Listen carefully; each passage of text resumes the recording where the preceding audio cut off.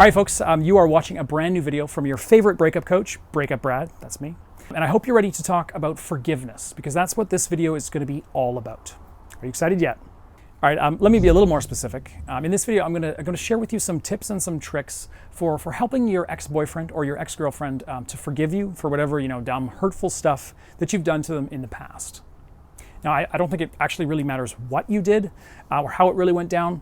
What you really want to know is how do I undo those sins and have your ex forgive you, right?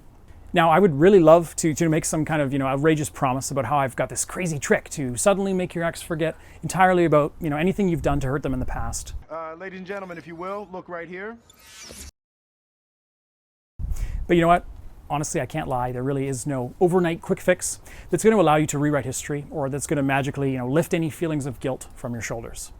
Usually it takes time, so you're going to need to be a little bit patient.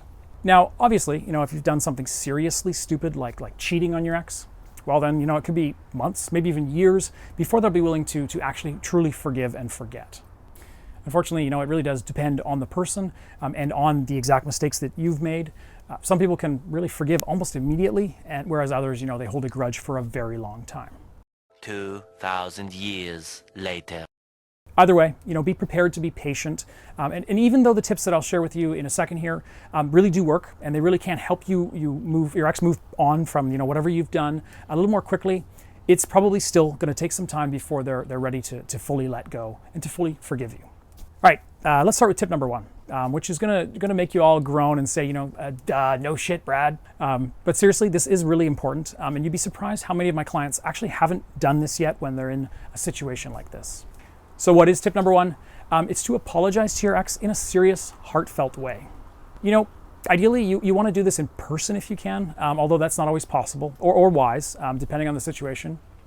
But regardless, whether it's in person or not, this really needs to be a truly heartfelt and genuine apology where you really show him or her, how terrible you feel about what happened and how sorry you really are. Don't fake it, don't be overly emotional or fabricate tears or any stupid stuff like that. Just sit down, look them in the eyes, and tell them how truly sorry you are. Have you already done that? If so, great. Then just listen closely to the next tip, which is tip number two. Once or maybe twice at most is enough apologizing. Yeah, sure, it's probably okay to say sorry, 3 or 4 times over the course of a few weeks if you really did something seriously stupid that you're now deeply regretting. That is only natural, especially when you feel so guilty about it. But if you keep pleading and you keep issuing, apology after apology, you're going to do 2 things. One, you're going to look like you're too desperate and broken without your ex. You're going to look like you're a shattered person that can't function until your ex accepts your apologies. And that kind of thing is not really going to help them get them back, right? And secondly, even more importantly, you're actually going to detract from the sincerity of your initial apology. If you keep saying, sorry over and over and over again, your ex is going to get irritated, and it'll actually just have the opposite effect to what you want. So, just go with 1 or 2 really heartfelt and sincere apologies and leave it there. All right, tip number 3, promise you won't do it again and explain the lesson that you've learned from this whole issue. So, even if you're not together anymore, when you do issue that heartfelt apology that I just talked about, you're also going to want to mention that you've realized how idiotic that your behavior really was, how you've grown as a person from the whole experience, and most importantly, make it clear that you'll never ever do this kind of thing again. Promise them that once from the bottom of your heart. And then just, clear your conscience, move on, and actually live up to that promise. Tip number 4, give details or an explanation if you must. All right, this one is actually really, really common, especially when the mistake that you're apologizing for is related to, infidelity. So if you did cheat on your ex, chances are that your partner or your ex is going to ask questions and demand, more information, more details, the who, what, why, how, and when kind of thing. And, that sucks because you really don't want to reveal all that stuff if you can avoid it. But, if you're pushed, you really do need to briefly answer their questions in an honest way, making sure that your answer gives off, sort of an undertone of regret. Don't lie. But if you can't answer honestly without having to divulge the most graphic of details, that's usually wise. But, if they demand details, give brief and to the point answers until you feel the important parts have been covered or until they seem satisfied with your explanations. And by the way, if you do decide to lie and make up certain parts of your story, you're probably going to get caught, and it's probably going to end up killing your chances of ever having your ex forgive you. Most people are really, truly terrible at lying, quite frankly. And every lie you tell has to then become true forever, right? And that's going to end up biting you in the butt eventually. So just cut your losses and be honest. That is usually the best policy. And it's also the one that won't leave you feeling even more guilty than you already do. And on to tip number 5, allow your ex time and space if necessary. I can't really give you a clear strategy when it comes to how much space to give your ex after you've apologized and done the things that I just talked about. It really depends on how bad your sins were, and it depends on your ex's personality and your shared history together. And of course, it also depends on how well you've actually handled things since the situation blew up in the first place. But look, I will say, if your ex says that they don't want to talk to you at all, you need to really respect that. At least for a while.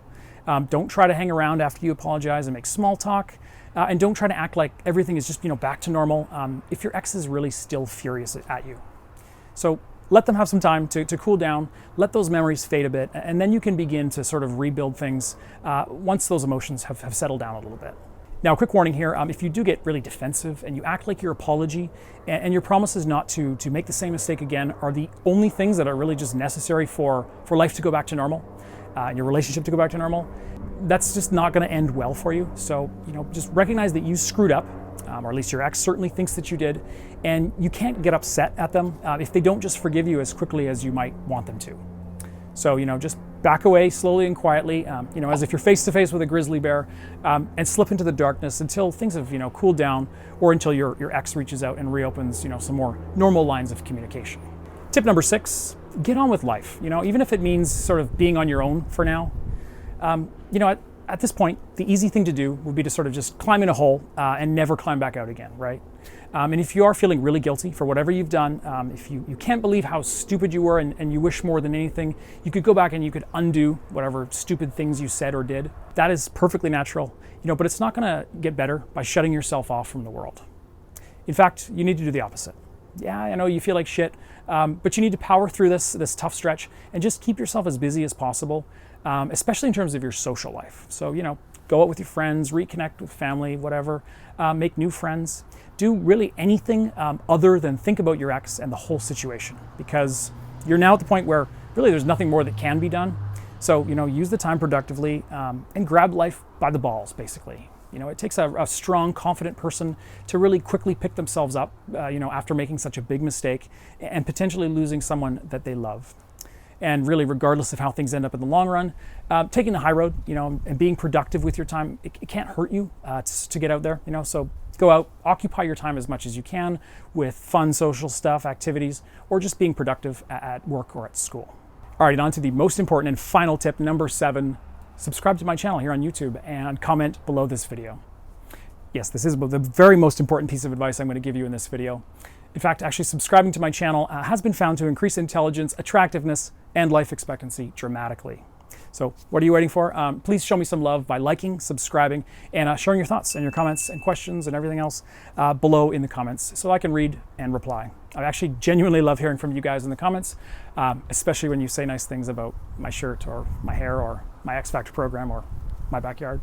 And that is it for today, guys, of course. Thank you very much for watching. Thank you so much for the support, and here's hoping you find forgiveness soon. We'll catch you next time.